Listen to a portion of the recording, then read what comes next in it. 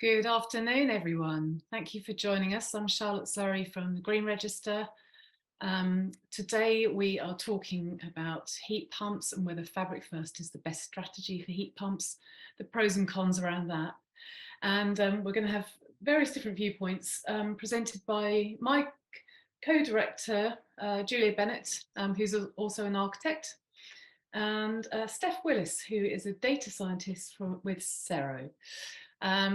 So I think I don't need to say too much more apart from if you wouldn't mind just keeping your mics off, keep your videos on if you'd like to. If you want to pop any questions or comments in the chat box, we'd love to hear from you. We'll pick the questions up when there's a suitable pause or at the end. We'll see how sort of content-wise we go and time-wise. We will be able to send you on the presentations at the end of the session as well. So if you wouldn't mind just identifying yourself on your Zoom as the name that you booked with, that would be great. That would help us match you up. And then we'll also be recording this session, and that will be available after the event too. So I will stop talking now and hand you straight over to Julia. Thank you, Julia. Thanks, Charlotte. Hello, everyone. Lovely to see so many people tonight for such an interesting subject. My job is really to just start off with, for some reason my slides aren't changing, there we are, with a quick recap on the principles of Fabric First, because we're going to be looking at perhaps a challenge to that when we're talking about heat pumps. So when we say Fabric First approach, what we really mean is a shorthand for Fabric First, Technology Second, which has become quite an important aspect when we're talking about retrofit. So for those who aren't necessarily familiar, when we say fabric, we mean the physical elements of the building envelope. So walls, roof, floors, windows and doors.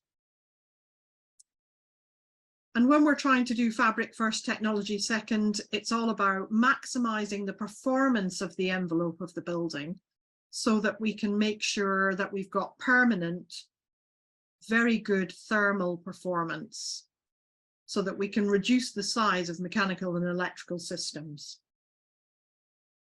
Why do we use it? Because it helps reduce carbon emissions and energy consumption for the heating and hot water systems. And now we're coming into summertime situations where we need cooling systems, try and avoid that.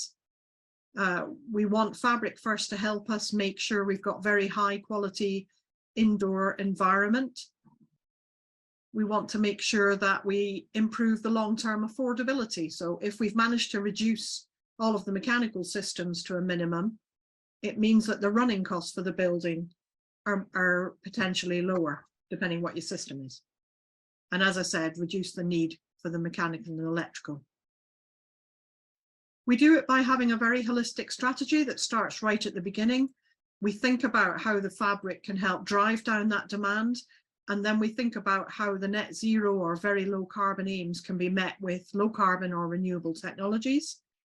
And we make sure that the envelope is highly insulated. So we're trying to make sure the heat loss, all that, well, certainly in the winter heating season, all that expensively heated air that you put into your houses and offices and factories is not disappearing out through the walls and also out through leaks in the building. So we try and have very buildable airtightness strategies. That old phrase, build tight, ventilate right, that some of you might be familiar with. So why are we talking about this today? Well, because there's a very high drive from government for heat pumps, and everyone's heard about them. The drive from government is coming from the fact that they've got a legal obligation under the Climate Change Act from 2008. And it means we've got to remove our reliance on fossil fuels. And the way the government is driving their net zero strategy is to decarbonize the electrical grid and move to things like heat pumps, where when they're well installed, they have very, very good coefficients of performance. So that means that for every unit of electricity that goes into running a heat pump, you can get in good installations 3 or sometimes 4 units of performance out of that, units of heat. The government also likes the fact that technology and growth in business are very good for GDP. So any kind of business that is growing, like heat pump technology, is good for the economy. One of the really nice things for the government is that it's a kind of off the shelf, it's quite tried and tested, and it's an add-on technology. And it's going to help us in the midterm to make sure we have a more secure energy supply following the scares that we've had with gas and electric prices going up following the last few years of Putin's threats to turn off the gas supply. So some of you, like me, when I first saw the proposed title for this, I was thinking, but no, we can't have heat pumps without fabric first. Why on earth would we do that? That means we're going to have kit that's not the right size, because when people do their retrofit measures later, the kit's going to be too big. And it costs so much, even with a grant. And sometimes the running costs can be much higher. We've got a shortage of installers. So how on earth is the government going to meet this demand? And then there's all the maintenance, and eventually we're going to end up replacing it. It's going to rely on the government getting on with its act with decarbonising the power supply. We've still got the issue of potential winter blackouts that the government has already said they're going to plan for. So where's the long-term whole system thinking? Well, we are very blessed tonight to have Steph Willis with us. And Steph works for a company called Cero, who work with energy management systems, and I'll let Steph tell you more about it, because the range of services that they're doing is actually got broader. But the most important thing is that with her data science background, she has done a lot of research into this need for decarbonising heat in the UK, and she's going to tell us why perhaps fabric first isn't the best strategy. I'm going to hand over to you now, Steph, and I'm really looking forward to what I know is a really great presentation. So thank you for joining us tonight. Thanks very much, Julia. I'll just stop sharing so that you can pop your slides up. Yeah, exactly. You guys see that okay? Yes. Great. Yeah, thanks so much for everyone for joining. Excited to be talking about this.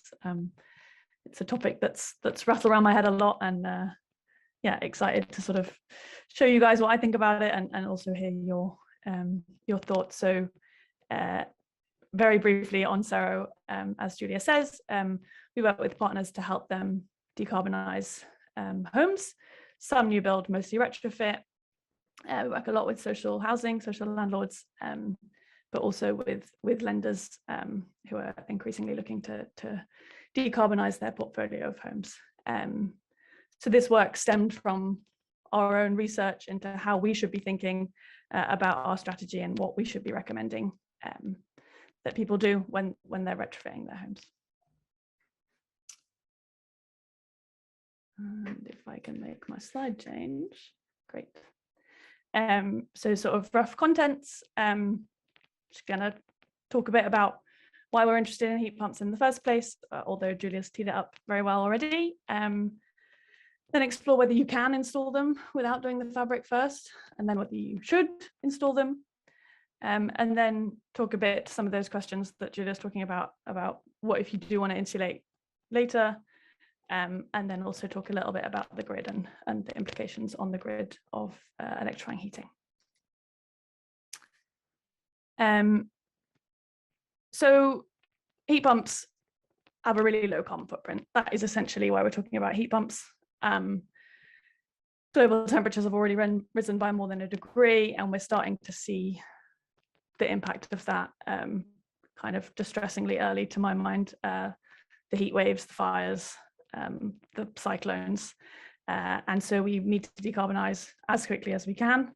And buildings are a big part of that. So operational emissions are about 30% of emissions globally, so operational emissions from buildings.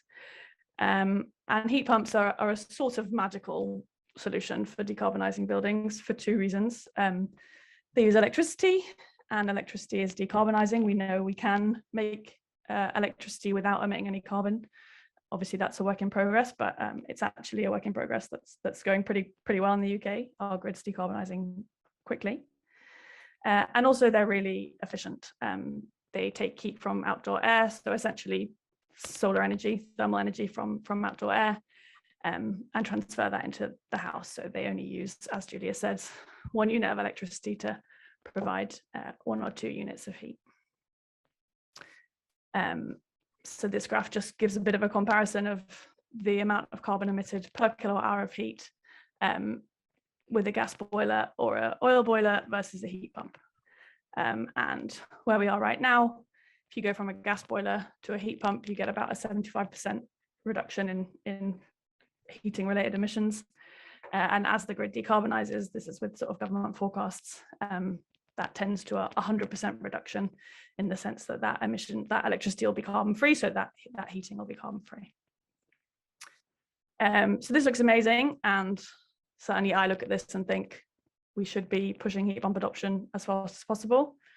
But to my mind, we are in a way erecting a barrier to that goal by insisting on a fabric first approach. So we need to be pretty sure that it's worth it. If we're gonna sort of say to people, wait a minute, don't put in a heat pump, you have to do your fabric first. So can you actually put in a heat pump without doing fabric first? This causes a lot of confusion. It's like there's some sort of magic thing about efficient buildings and heating, but really all that a house needs to keep warm is for you to pump in heat as quickly as it loses it. And if that means that the house is, in this case, losing heat at 12 kilowatts on a cold day, then all you've got to do is pump in heat at 12 kilowatts on that day. So there's no sort of magic there. You've just got to provide enough power.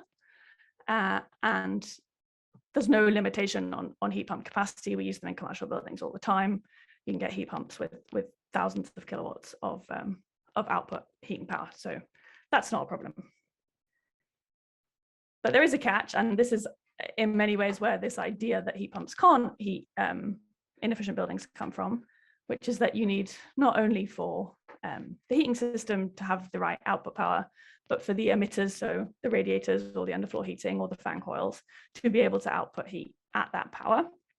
So it's no good your heat pump pumping in heat at 12 kilowatts if your radiators can't pump that out into the home at 12 kilowatts. So that's a sort of important caveat as we go forward. And the reason that that's pertinent is because typically heat pumps run at a lower flow temperature than gas boilers, because they're more efficient running at lower flow temperatures. Gas boilers are also more efficient running at lower flow temperatures, but that impact is stronger for heat pumps. And emitter output power, so how much power your radiators can pump out, decreases with the low flow temperature. So if you have a fixed amount of radiator, if the water going through that is at 40 degrees, it's going to be outputting quite a lot less power than if it's at 60 degrees. And so for a heat pump to be able to heat an inefficient home, you need to design it properly. And there's sort of 3 options for doing that, which you can do individually or together. So you can either run the heat pump at a high flow temperature. Modern heat pumps now can make water at 70 degrees C. They won't do it very efficiently. So you can take that efficiency hit, not have any hassle changing anything in your home, including the radiators, run the heat pump at a really high flow temperature, but just have the heat pump not run very efficiently. You can lower the flow temperature and run the system for longer. It's pretty typical in the UK for us just to turn our heating on for a few hours a day. Very hot, it feels like a cheap option, but what you actually pay for is how much heat is produced. So running it for a few hours really hard is not actually using any less energy than running it slowly for more hours. And or you can increase emitter area. So you can either put in more radiators, or you can put in thicker radiators. So that's more typically what you'll see, because people don't want all of their wall area covered in radiators. So you'll swap out a single panel radiator for a double or a triple convector, or maybe you'll put in underfloor heating if that's a project that you're doing anyway, although certainly not necessary or required. So that's sort of how heat pumps can heat an inefficient building. But then, as Julia alluded to, there's also a question about bills. So whether or not it costs more to heat your home with a heat pump than with a gas boiler depends on two things. It depends on how much more expensive electricity is than gas, and how much more efficient a heat pump is than a gas boiler.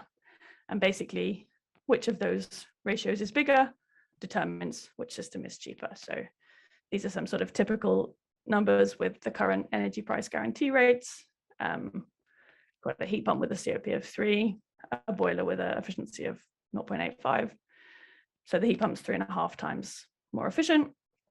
Electricity at the moment costs per kilowatt hour about 3.3 times more than gas does. And so the heat pump gives you a small saving with these particular numbers. So that's mostly just to demonstrate that principle of the efficiency versus the energy cost ratio. There's one other piece to this, which is that if you disconnect from gas completely, you save about 100 quid on the standing charge, and that can sort of make the difference in terms of bill savings.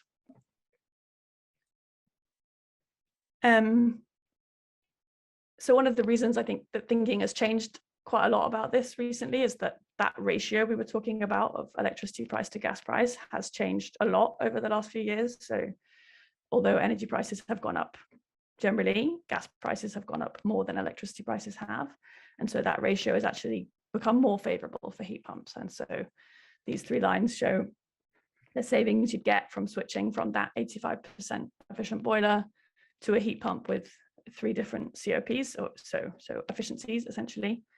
And even a pretty standard heat pump install is getting you reasonable bill savings now in a way that it didn't a few years ago. And you'd have had to have a really amazing heat pump install a few years ago for it to deliver bill savings on its own. And so sort of following on from that, in a way, this plot is what does your annual heating bill look like in a pretty typical semi, I think this is for, against heat pump COP. So the more efficient your heat pump, the lower your heating bill.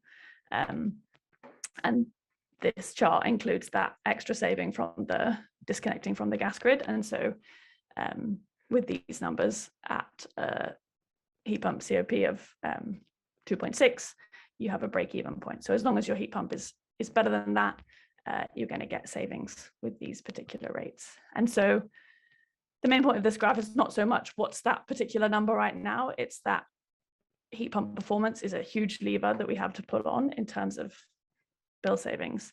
And so we should be putting a lot more emphasis on that, on good system design. There is more work on installer training and that kind of thing, but I think as an industry, it's a really important thing that we need to talk about and make sure that we really focus on excellent system design to get those high COPs. So you can heat an inefficient building with a heat pump, and if you design it well enough, you can reduce bills in doing so. Doesn't necessarily mean you should. So is that really the optimal thing to do? And kind of obviously what's optimal depends on what you're optimizing for. So in this work, we're going to look at bills, we're going to look at carbon, and we're going to look at capital cost. There are obviously other things that you might care a lot about, like comfort.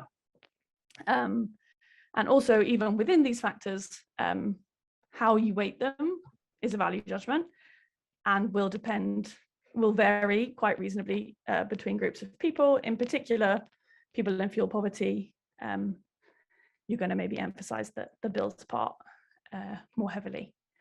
And I guess a note on this, like damp, moisture, disrepair, in a way don't factor into this, but obviously if a building has moisture issues, inadequate ventilation, then that needs addressing as a sort of first order of priority.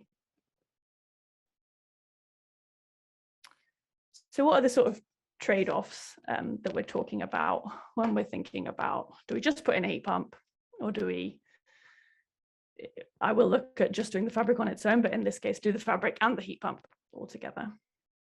So if you just do the heat pump, you have to spend more on radiators, because as we just discussed, you want to run it at a nice low flow temperature so you get a really high efficiency. And that means you have to put in bigger radiators. Often, some homes already have oversized radiators. You don't need to, but often you do. And you might need to put in a bigger heat pump. So if you halve the heating demand of the home by doing fabric, you can put in a smaller heat pump, of course, than if you don't. Actually, how cost sensitive heat pump prices, how size sensitive heat pump prices are is a bit overemphasized. So much of the cost is the install, that actually having a bigger compressor in there doesn't make a huge difference. It does make some difference, but it's not like it's half as expensive to put in a heat pump that's got half the capacity.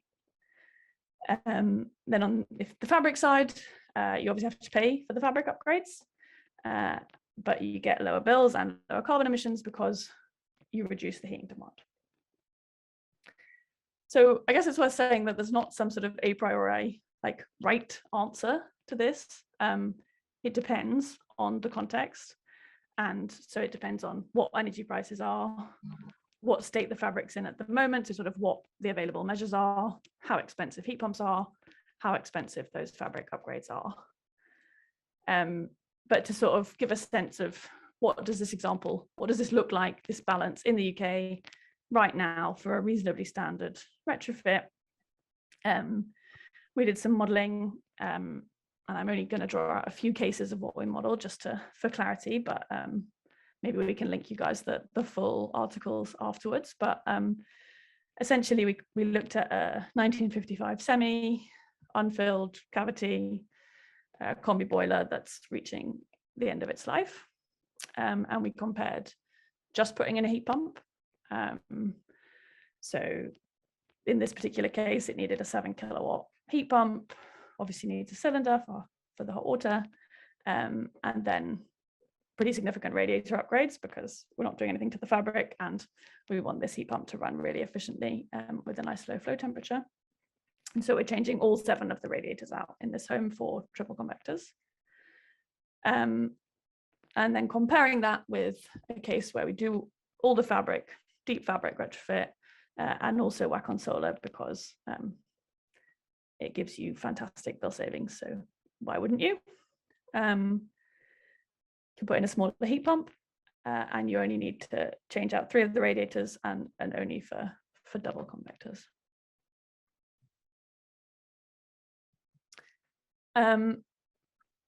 So in terms of the sort of results of this, a bunch of different metrics that we might want to look at. So upfront cost, how much does it save in bills? How much does it save in carbon? And then a sort of a comparison. So upfront cost, no surprises, doing all the retrofits costs a lot more than just the heat pump. These numbers don't include the 5K grant, but they would obviously impact it equally. Bill savings, the fabric, the everything retrofit, again, kind of obviously gives you much more in terms of bill savings. The heat pump still gives you bill savings because we've put in a really high quality system and we've designed it to run at a low flow temperature, so it's getting a great efficiency. We've also modeled disconnecting from the gas network. But in a way, the interesting bit is the carbon savings. It doesn't make that much difference to spend all this extra money on your retrofit in terms of carbon, especially when you're looking at the grid decarbonizing, because the lower carbon the grid is, the less it matters to save a unit of electricity. There might be lots of other good reasons to try and save a unit of electricity, but if it's 0 carbon electricity, then you don't save anything by saving a unit of it. And so just sort of to try and weigh these different factors up, and as I said earlier, different people are going to care more about different parts of this, but I used abatement cost as a metric. So the net present value of the investment, so the upfront cost minus the discounted bill savings, divided by the discounted carbon savings. What you see is that the fabric retrofit doesn't pay for itself. Well, neither of them pay for themselves. That's why they have a positive abatement cost. But the sort of extra upfront cost here, despite the extra bill savings, means that the fabric retrofit has a much higher abatement cost. So it's a much more expensive way of saving carbon, if that's your North Star.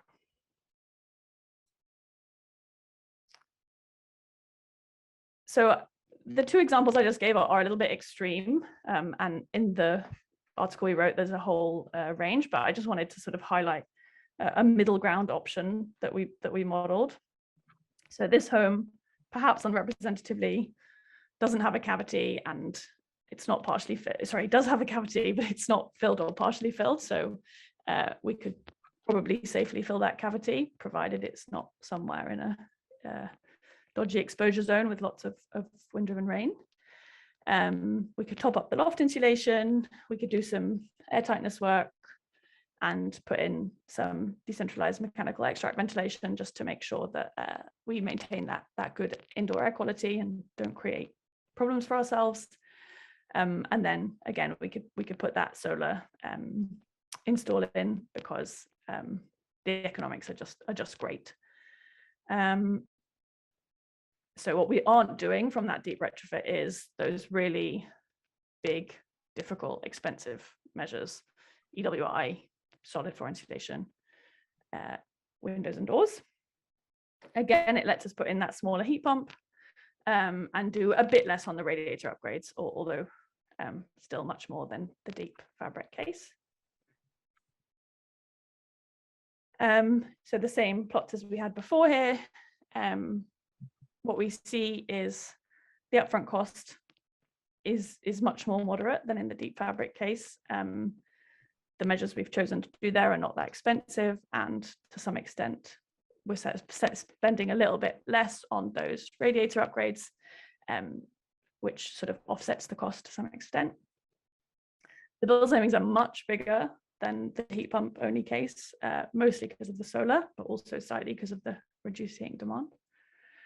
And again, the carbon savings, it doesn't give us that much more than the heat pump does alone. So it's really about providing this bunch more bill savings for a pretty moderate upfront cost. And we see here the abatement cost is negative.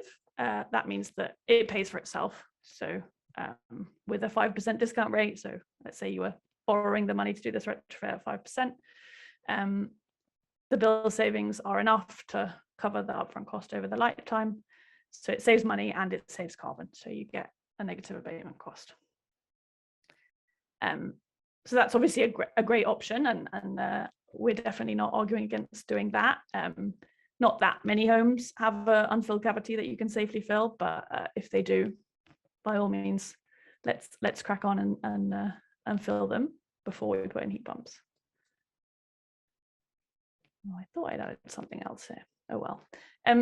It occurred to me, I said I'd stop at section breaks for any questions that feel like they should be asked for sort of comprehension before we progress. I don't know, Julia, if there's anything you want to flag now or you want to wait until the end. Yeah, there's a few bits that have popped up actually, Steph. So there's a few things in the chat, comments and questions. So Helen's saying with such a small saving, it would take a long time to pay back the install cost. Yeah, so they didn't go on to this one I'll do. Neither of the two extreme cases pay back in that sense, at least not with some sort of discount rate. I think maybe with 0% discount rate, they do actually both pay back, but with a 5% discount rate, neither of the extreme cases do. Okay, so no sense that the bill savings over time could justify the outlay? If you had the cash up front, I'd have to look at the numbers without a discount rate, but maybe if you had the cash up front and you weren't going to invest it in anything else, I think both of them do actually pay back with a 0% discount rate, but it's sort of typical in this kind of modeling to say there's some cost to that capital. Either you're borrowing it or you'd have done something else with it. And so they do not pay back in the sort of classic sense. Obviously, you're more comfortable, you're emitting less carbon, you're not poisoning yourself with your gas hob because you've got rid of that. But yeah, in the sort of typical case, the only one of these retrofits that pays back is this middle heat pump, easy installation and solar, mostly because the solar is a fantastic investment. And so it sort of helps everything else along. You're micro-generating your own electricity, I guess. Exactly. And you're sort of using more of it because you have a heat pump now, so you use more electricity. So there's a nice sort of symbiosis, if you like. Yeah. Can I jump in there and just pull up a question from Josh Shimon, who's just asking what time period you calculate the payback on? Yeah, so I did this on, it's always a bit tricky when measures have different lifetimes to decide how to do this in a fair way. So I did all of these measures were installed in 2023, and then I used standard lifetimes for each measure. Trying to remember the values. It's something like 30 years CWI, heat pump 20 years, solar 25 years. I think all the numbers are in the article if people want to get into the weeds, but essentially worked out how many times you'd have to replace them till 2050, and then gave you kind of a credit in 2050 for anything that still had useful life. Okay, so we're and did all the numbers like that. Benchmarking against 2050. Yeah, just in the sense that from a sort of carbon lens, that's where we're, you know, it's a year that we're focusing on.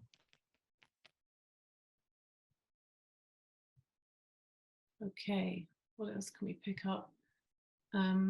David is asking, have you evaluated middle ground case of heat pump and minimum fabric requirement to qualify for the bus grant? But I think that might be what you're showing.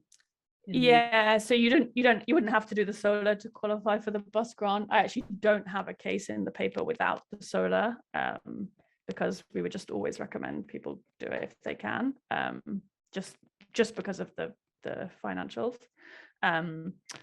But yeah, otherwise this one is very much that.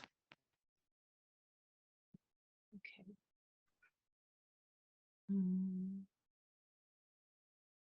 Oh, Oliver's asking, can you clarify the difference between DMEV versus MVHR?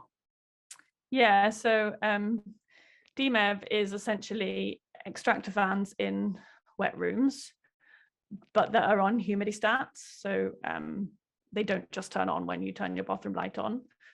They turn on, they're a bit cleverer. They measure indoor air humidity. Some of them are clever enough to also measure outdoor relative humidity and turn on accordingly.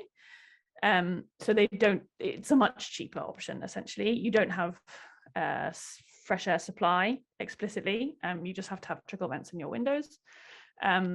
So it's not good enough if you have a really airtight building, but it's a sort of good balance of indoor air quality to cost if you don't have a really airtight building. So MVHR, fully ducted indoor and outdoor air with heat exchange. So more expensive, certainly more efficient, but more expensive. Jackie raises an interesting point about modelling on older sort of stone buildings and similar that are swapping from oil or solid fuel. Yeah. She's in Herefordshire. She's saying that 45% of the homes there are off gas grid. Yeah, so oil, I didn't actually have any numbers in, did I, apart from the carbon? So obviously bigger carbon savings going from oil because it's higher carbon. It's always been true that we've said like, oh, it's easier to save money going from oil to a heat pump than from gas to a heat pump because oil's been really expensive. In the particular moment we are in, that is actually not true. Oil is a cheaper way to heat your house than gas right now, which is kind of a weird thing in the moment. I dare say that will not continue to be true. But right now it's actually harder for a heat pump to compete with an oil boiler than a gas boiler. The conventional wisdom is the other way around, and indeed I'm sure it will revert to that, but right now oil is cheaper than gas, crazily. In terms of the stone building aspect, it basically means that you don't have, the cavity wall insulation option. So the wall insulation options you have are either external wall insulation, which might not be an option depending on both the structure and the sort of heritage nature of the planning, basically, or internal wall insulation, which from a moisture perspective, you can certainly do, but you've got to be careful to get it right. So to some extent, in my opinion, the solid stone wall building is sort of even more of a case where it's obvious to not go deep on the fabric first, because it's just harder to do the fabric first. Then it's harder to insulate the walls than it is to insulate a cavity wall, essentially. Yeah, you might be looking at IWI instead. Yeah. Okay, should we stop with questions there and move on, and we'll pick some more up a bit later? Great. Yeah, that's good. It made me realize I'm not just talking into a void, so thanks. So what if you want to do deep fabric later? So if you sort of accept the premise, I want to cut carbon now, I'm going to get my heat pump in, and maybe I'm going to do my easy insulation measures, I'm going to put in solar, but very reasonably, budget constraints mean you can't do everything straight away, but you think maybe you'd like to do deep fabric upgrades later. Isn't it sort of suboptimal to do the heat pump first and the fabric later? So yes, it is, but it is not very suboptimal. And I guess, in my opinion, it's sort of worth it. So just step by step what the implications are. So you'll have spent a bit more on radiator upgrades than you needed to. So you'll have put in big radiators so that your system could work at a nice low flow temperature. And then later you do your EWI, you put in great windows, your home doesn't need as much heat anymore. And so your heat pump, your radiators are a bit big, but you can just run your system at an even lower flow temperature. They're not sort of wasted. You can just run the system even cooler. The heat pump will be oversized, which can be a problem. Cycling is not good for heat pump performance. You want it to be sort of working steadily. But if you design the system with that in mind initially, you can choose a heat pump with a good turn down ratio. So different manufacturers really differ in this sense, but you can get systems which can really modulate down to pretty low output capacity. So that can really help you there. And in particular, if you're interested in EWI, it might be hard to fit it, or you've made it more complicated to fit it, unless the way you initially design your heat pump sort of takes that into account. You'll also spend slightly more on the heat pump, but as I mentioned earlier, the cost is not actually that sensitive to heat pump size. On the other hand, if you decide to spend your limited budget on fabric now and the heat pump later, overall, over the sort of 2 stages of your retrofit, you'll save a bit of money because you won't do those radiator upgrades and you'll put in a slightly smaller heat pump. But you'll keep burning fossil fuels for much longer. And that's sort of the crux of it, really. You'll emit significantly more carbon as a result. And so just to sort of demonstrate this or explore this a little bit more, we did a bit more modeling where we split the different retrofit options into 2 stages. So sort of thought a realistic case was people do something now, and then in 15 years, they do another tranche of retrofit. So the option on the left starts with our easy insulation and heat pump option. So you do all the easy insulation, you do your solar, you put in your heat pump. And then on the right, again, you still do the easy insulation and the solar, but you do that deep fabric retrofit. You do your EWI, windows, doors, the floor, and you put in a new gas combi because your boiler was dying. And then 15 years later, when that boiler dies again, let's say, in this case, you would then do your fabric upgrades, whereas in the fabric first case, then you do your heat pump. So how does that pan out, sort of overall over the 2 phases?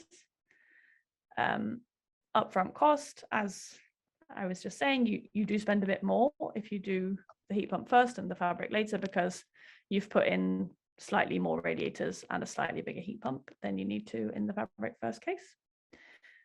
The fabric first case, the bill savings are a little bit bigger, but you take a real hit on carbon. So you burn gas for another 15 years. I think the absolute number here was 15 tons. So you emit 15 tons more carbon if you choose to do it that way. And the upside is really small. Upfront cost benefit, very small. Bill saving benefit, really small. So I guess maybe worth just explaining a bit what this research has led us to decide in terms of advising people. So we recommend that people do their easy insulation options now. So top up their loft insulation and install cavity wall insulation where it's not going to cause moisture problems. That they get solar on their roof as soon as possible to reduce the cost of electricity. That they, where necessary, increase radiator area, turn their flow temperature down, even if they have a gas combi, because it's going to make even their gas combi run more efficiently. Oh, that was my timer. And then get a great quality heat pump install. And then sort of in due course, when it fits, if you want, put in great windows when you do need to change your windows. If you have a suspended floor and the time is right, by all means, insulate your suspended floor. And then these three are really, if you want to do them, if you really want to get a really low energy demand building, but in all cases, sort of with adequate care to not create damp and mold problems.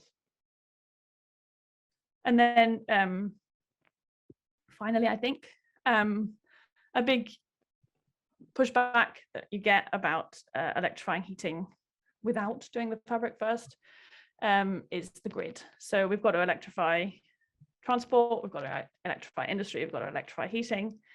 And all of that means that we need to increase the capacity of our electricity system by 2 or 3 times. And building generation is quite hard, but in particular, building transmission is very hard. It's a problem in the UK, it's a problem in the US, it's a problem everywhere. And fabric first could reduce electricity demand and peak demand. So it's totally legitimate to ask, is it cheaper to spend more money on fabric upgrades than on increasing the electricity system? But the sort of system-wide modelling of the UK suggests that the cost optimal balance is actually only to reduce heat demand by about 10%. So that's very much aligned with a sort of easy insulation options like fabric retrofit option.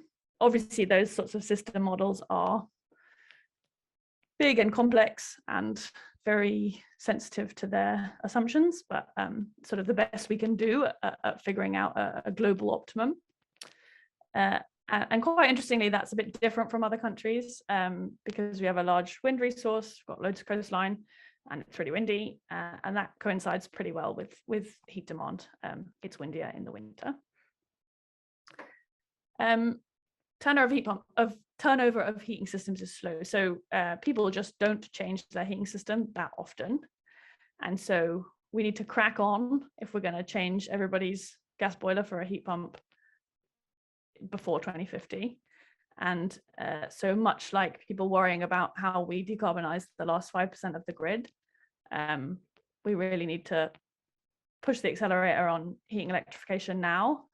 We only have 0.01% penetration of heat pumps in the UK, and not sort of feel like we have to have solved the whole problem just to get started. Technology evolves, so demand side flexibility is a hot topic, and it's very much in its infancy, but if we get smart about that, maybe that's going to be a cheaper way of dealing with the issue. And fallback position, we can go and insulate the buildings later. As we just saw, it's slightly suboptimal, but not very. And so really the cost of delaying the heat pump adoption from a carbon perspective is more. So I guess sort of summary of my perspective is that heat pumps dramatically reduce carbon emissions, and they can reduce bills, provided that you do a good job of designing and installing them. And so if we insist that people have to do deep fabric retrofits, spend 30k on fabric retrofits before they put in a heat pump, we are slowing down heat pump adoption. And Robbie, yeah, so I'm in the middle of a meeting at the moment. I wasn't sure who's... someone's not on mute and is on a phone call. It's okay, that's been fixed. Thanks. So yeah, insisting that people spend 30k on that fabric retrofit, I think provides, it's really putting a barrier in people's way of taking that leap and swapping out their gas boiler for a heat pump. And so I think it's a way of increasing carbon emissions, and there's not a huge benefit. So I think there's a real risk that we delay good action, so people getting heat pumps in their homes in the search of a sort of perfect optimum. And I'm worried that we're doing that. And so that's why I wanted to discuss this topic with you all, and I guess why we did this work.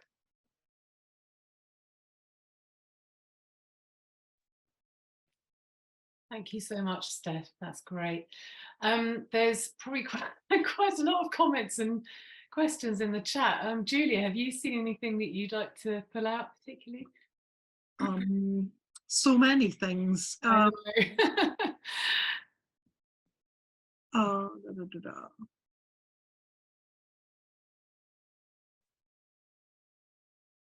think there was also just have a look about, I feel like. Go on, yeah. Sorry, there was definitely a question about what the seasonal variation in electricity bills is with heat pumps. What the lowest and highest, what the scale of variation is between summer and winter. Yeah, good question. So obviously you can arrange with your supplier from a sort of cash flow perspective. I don't know if that's the perspective that the question is being asked from. You can arrange with your electricity supplier to pay the same on your direct debit each month from. So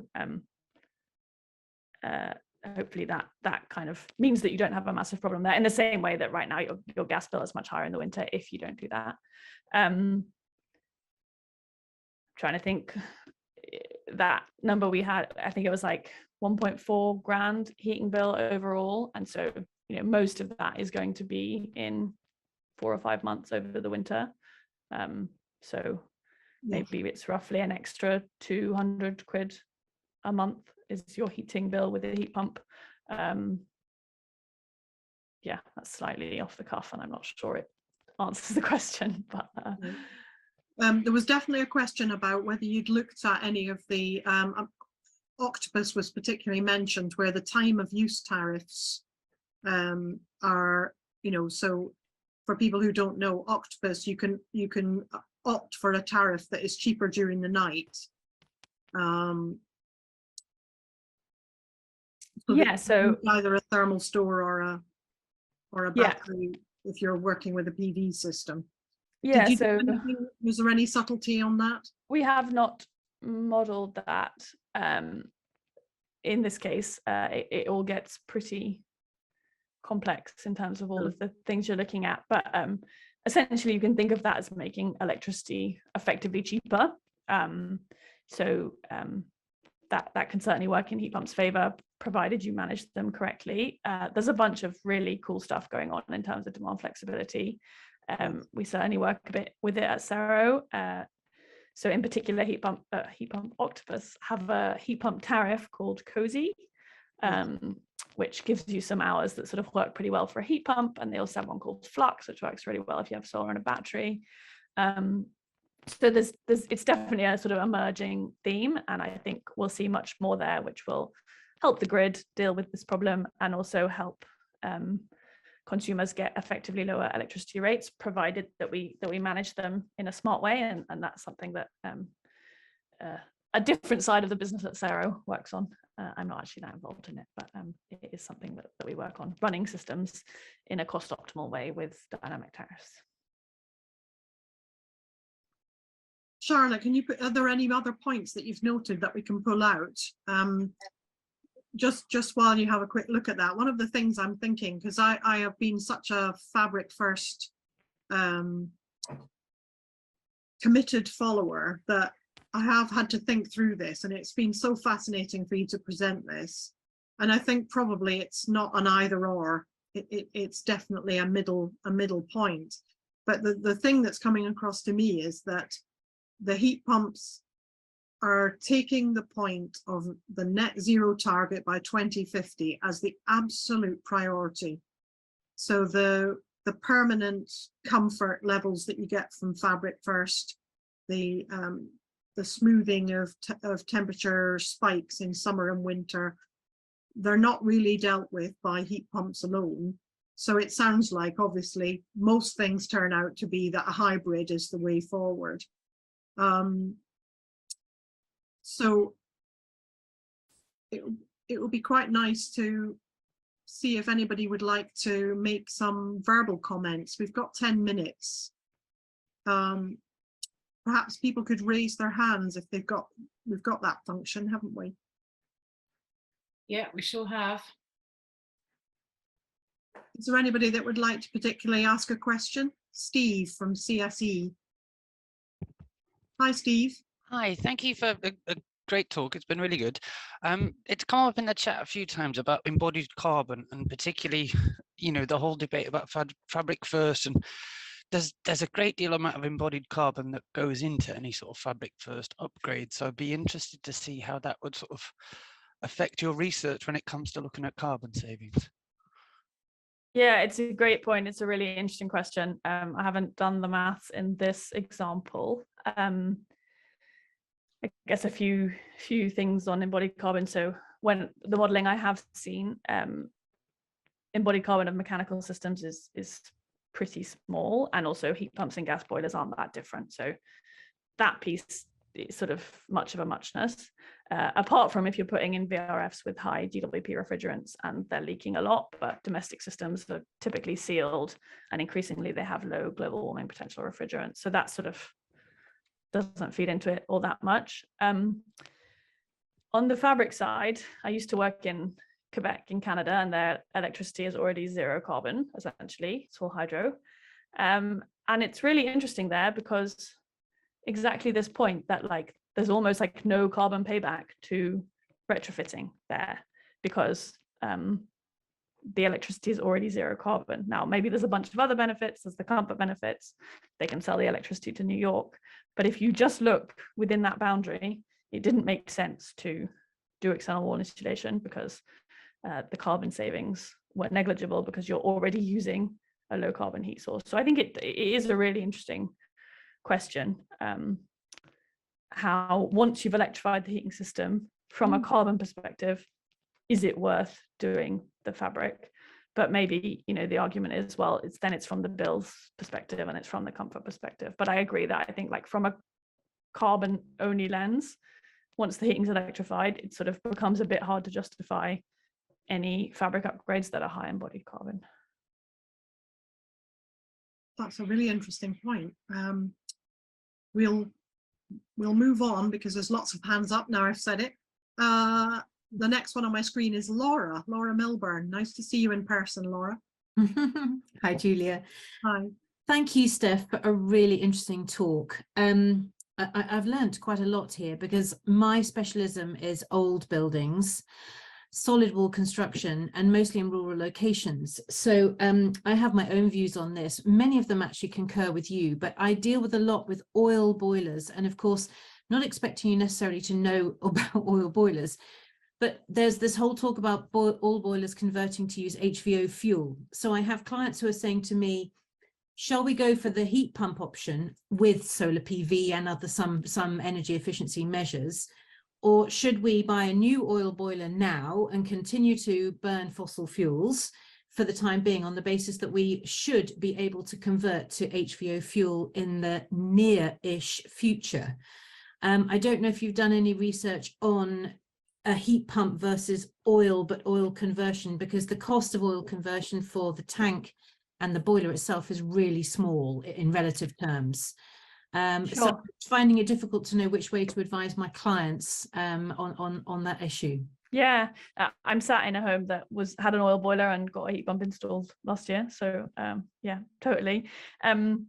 I don't know anything about HVO fuels. I guess it is probably like any other synthetic fuel that, it's sort of like the hydrogen debate, which is basically that it's incredibly inefficient to make a low carbon fuel from electricity or from biomass, and we should use the precious resource we have in that matter in a smart way. And so I would absolutely say putting a heat pump in those homes. The round trip efficiency and the carbon intensity is just going to be so much lower than sort of betting on this thing that may or may not come up. And even if it does, the overall efficiency of that is going to be low, even though sort of at your house it looks like it's low carbon. Overall, much more resource intensive to produce that. Okay, thank you. Thanks very much. Yeah, I think Chiara's next. Can you hear me, Stephanie? Hi. Yeah. Thanks for your talk. Very, very useful and interesting. So I'm an architect, so I come from the fabric first approach, as I think Julia was saying before. So I guess, as you said, the hybrid is the solution, the balance between all of these instances. But as a provocative question, so we've got heat pumps, efficient heat pumps on one side.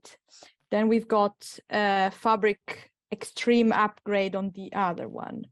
What if, by just considering the fact that grid is decarbonizing, what if we then say, well, yes, so then we can just use electric heating, non-efficient electric heating? Yeah, it's a great question to sort of consider. So I guess that's where the like bills part of it falls over. So theoretically, from a carbon perspective, as you say, the direct electric heating will also give carbon savings, especially as the grid becomes zero carbon. But you're using 3 or 4 times more electricity. So it's going to be 3 or 4 times more expensive. And that's also where this system part comes into it, where like that also means we have to generate 3 or 4 times more renewable electricity. We already have to cover the country in wind and solar and create lots of interties and all the rest of it. And so the sort of system optimum of trying to use electricity efficiently, I think all the modeling I've seen pushes you to doing that. Although, of course, direct electric is cheap, and in little flats maybe where they're super efficient. If you've done the fabric really well in a new build, it's a small flat, it's got a small exposed area. The occupants want to be able to turn on and off their heating really quickly. I think there's a place maybe for direct electric, but the sort of bill and system implications of using 3 or 4 times more electricity on the whole makes me think heat pumps are the better option. Thank you. And just as a final one, I think along the lines of this one, so you have the decarbonization of the grid, and then you can have your on-site generation of electricity. And I struggle to understand the subtle differences in terms of carbon. Yeah. So I guess you can think of right now your on-site generation being zero carbon. So right now that gives you a carbon saving because electricity that you import from the grid is not zero carbon right now.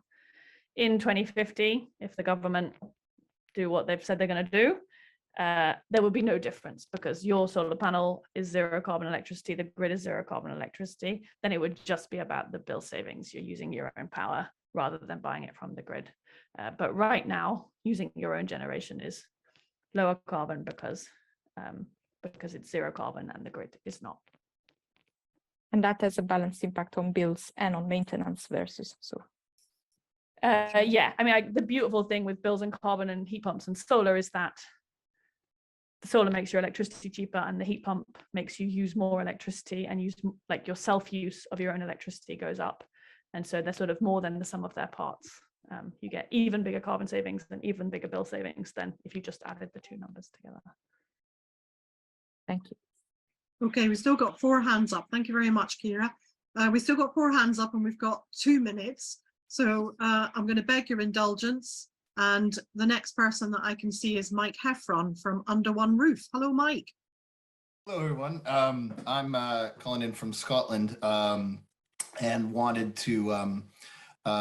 We've got our Under One Roof charity supports people, tenement owners in Scotland with the intricacies of common repairs, which I will not bore you with. But it is a different situation in England, a little bit easier potentially to put in new heating systems. But my question was around a lot of obviously the work that we do representing tenement owners is around or will be found in urban areas, and I wanted to just see if you would say that there are a few more caveats to the sort of the approach around fabric first when you're talking about urban environments. And I'm thinking particularly around space constraints, around actually in the heat pump outside of the building being one example. And just any number of sort of issues related around the space that you have in what we call tenement buildings here. It can be the old beautiful buildings in Edinburgh, but also can be modern high rises. That's how it's defined legally. So, but yeah, so I just wanted to see if there was anything that you could say about that, or whether or not you think that the argument still holds just as strongly for the urban setting rather than detached or semi-detached homes. Yeah, so there's a bunch of interesting things that feed into this. As you say, where does the outdoor unit go is an important question, which is held up by planning regulation in Wales in particular. You need 3 meters of clearance from the boundary, so even in a terrace, that gets difficult. You know, I think to some extent, you can put heat pumps on roofs, and you go to a building, you go to a country in the south of Europe, and they have their air conditioners on their balconies and they're just used to it. So I think like maybe we don't need to do it, and that would be nice, and we don't have to mess up these beautiful facades, but it's not impossible to put outdoor units from heat pumps or air conditioners on urban buildings. Having said that, a tenement building has less exposed fabric, and so maybe you can get the heating demand lower. Maybe there is a place for things like infrared if you can get the fabric really good. And it's also where people talk about district heating, which again, sort of in theory makes a lot of sense in a sort of place where you have a high density of heat demand. Again, it's hard to build without getting things built. That's my sort of hesitation about it. But if we can get it built and we have sources of waste heat, then great. But I worry that we won't get on and do it. Steffi, just a follow-up. I think, would it be safe to say, and you mentioned this earlier though, that the general approach is, again, don't worry about the toughest cases, worry about get going with the easiest cases and build some momentum, and then the stuff will eventually work itself out with the 20% of the toughest cases. Would that be a yeah, I was actually making that point more in terms of decarbonizing like the grid implications, but yeah, I certainly think that is a defensible point of view. Yeah. Okay, I know some people are beginning to leave, but I still would like to give David Levizer and Helen a chance because they've had their hands up for so long. So David. Hi, thanks. Hi. Great talk, Steph, and love the message. In a nutshell, really, the question is, Scott's really critical to this story, and you see you guys modeling out, say, 3.5 times. Anecdotally, you can see on things like Heat Pump Monitor, higher SCOPs than that. Some people in the Daily Mail have supposedly got terrible SCOPs, which they're much lamenting. Is there any actual data in the UK on what SCOPs people are achieving systematically? And if not, in Europe, say, where there are more of these units? Because it seems a critical assumption that there doesn't seem much real world data on. Yeah, totally agree. There was a big Nesta review based on, I think it was RHI funded systems that had to have metering in. Okay. I think the average was 2.7. 2.7. Then obviously Heat Pump Monitor, as you say, like that's sort of what they're trying to do, is build real world data, but obviously they skew to people who are really into the efficiency of their heating systems. So like they probably skew high, although I think it's a fantastic project and it gives us a lot of data. But yeah, I think it's Nesta has some research that points to 2.7 as a sort of recent average. Okay. Awesome, thanks. And then finally, Helen, you've waited so long. Thank you so much. Thank you for staying on just for the last couple of questions. Hopefully this is simple. It's just curious about if if you have to rip out the whole pipes and radiators, if it's a sort of deeper issue with emitters to run a low temperature system, is it better to do away with the wet central heating system altogether and just use an air-to-air system instead? Great question as well. So pluses in terms of using air-to-air, cheaper, provide cooling, which I think we're going to increasingly think is important, especially in London and in cities. It's going to get hotter, we're going to have more heat waves, and that has real health impacts. They don't provide your hot water, so you have to figure out another way of doing that. So there are specific heat pump water heaters, but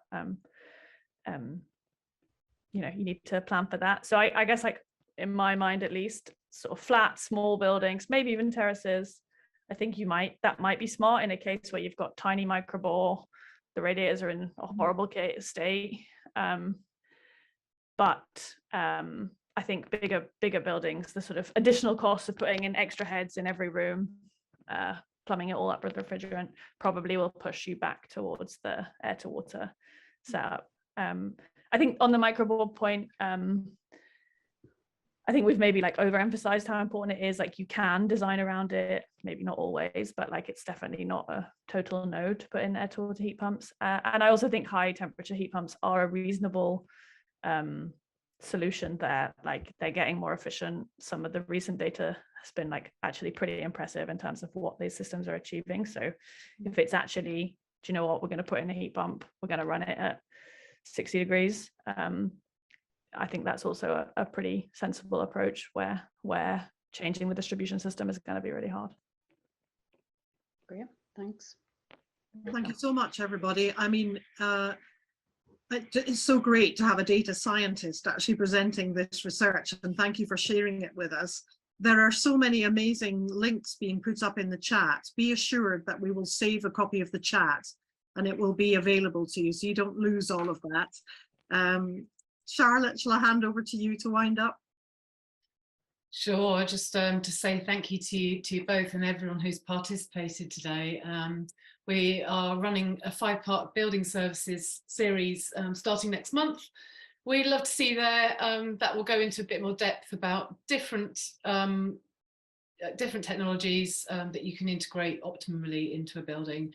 And it's going to be fantastic. So really look forward to seeing you then. And in the meantime, we'll send you as much information from this presentation as we can. So, and if there are things coming out of this that you would desperately like us to run an event on, because we are in transition, so all of these things are really important to explore and get our heads around, send us an email if there's something that you'd really love us to put an event on, because there is more material just in tonight's Twilight Talk than we could cover in probably 5 months, but we'll do our best. And thank you so much.